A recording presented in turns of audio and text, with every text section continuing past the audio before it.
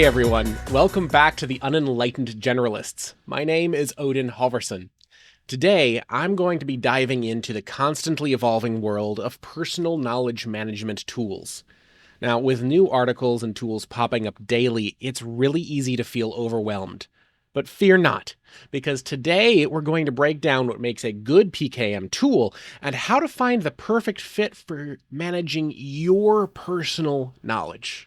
In the vast sea of digital PKM tools, finding the right one can seem pretty daunting. There's hundreds of options, each promising to be the best, but here's the truth. There's no such thing as a perfect PKM tool.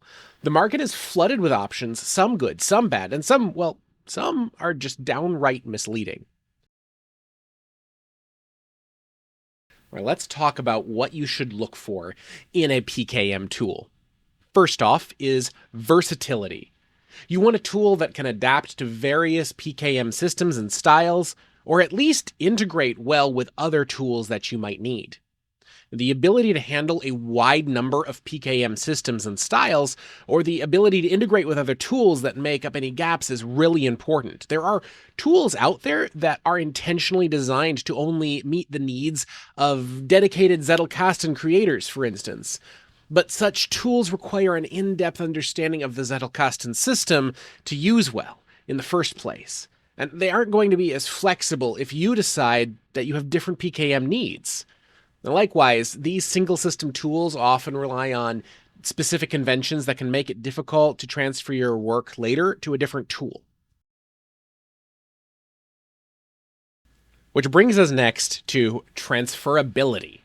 Your data should be able to move freely and intact between tools. Think plain text or Markdown for ease and longevity.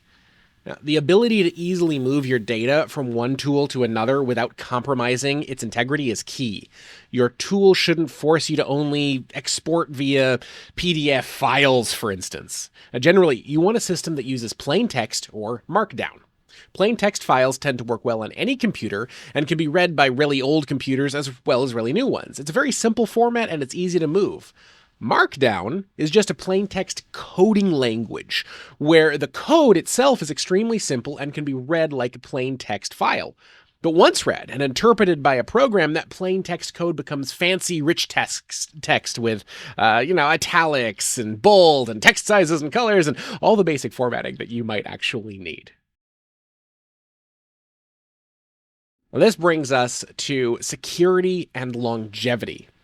Your tool should protect your data and use storage methods that won't vanish overnight. And it must be user-friendly. If it's not easy to use, it's not going to get used at all.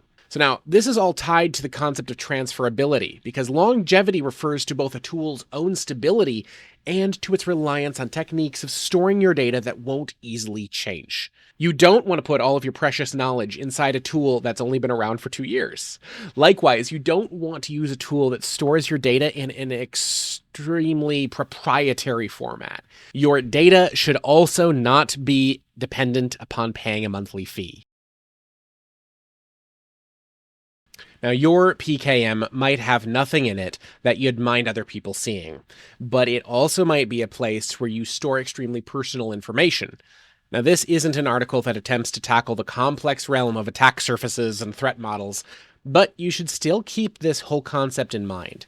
At the very least, tools that store your information local first are always better than tools that store your information in the cloud. Some tools offer advanced encryption of your data, and this might be worthwhile if you're someone who stores their private diaries or medical information or copies of your tax records in your PKM. However, better encryption often means losing out on certain aspects of transferability and ease of use, so this does require some thought on your part. And you also want to make sure that you're saving encrypted backups somewhere so that you're not losing really important data if something happens to your local files. This can get quite complex. Now, this kind of brings us to ease of use. If a tool isn't easy to use, then most people will probably not end up using it at all. Ease of use is shorthand for a range of user experience aspects, from the interface a tool uses to its ability to sync to the cloud to how well it works across different devices and operating systems. Ease of use is difficult to measure because every individual will likely have certain requirements that alter what an ideal ease of use looks like. Ease of use could refer to whether a tool was made native for an operating system so that it fits seamlessly alongside the other apps that a user is used to. Ease of use could also refer to how simple a tool is to start using and how easily it allows a user to expand into more advanced features only as they start needing them.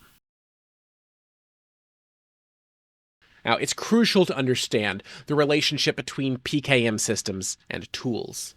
Not all tools fit all systems, but for beginners, flexibility in a tool is key. You're better off with something that allows for growth and change over a tool that is locked into one single method.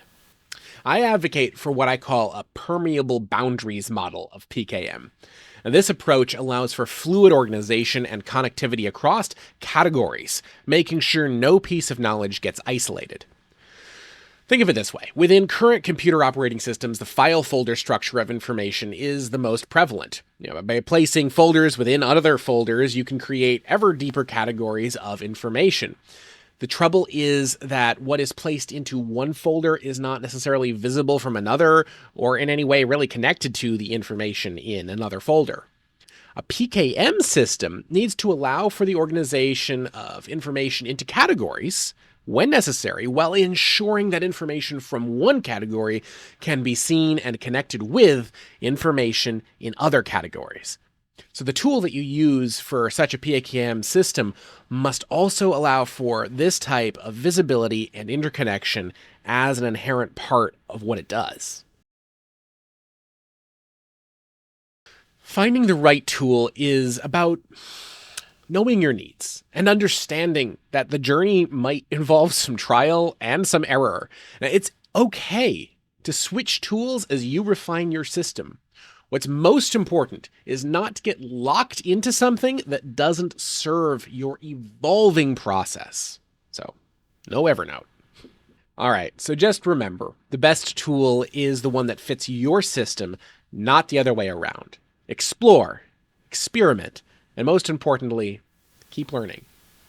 If you found this video helpful, give us a thumbs up, and don't forget to subscribe for more insights and videos in the future.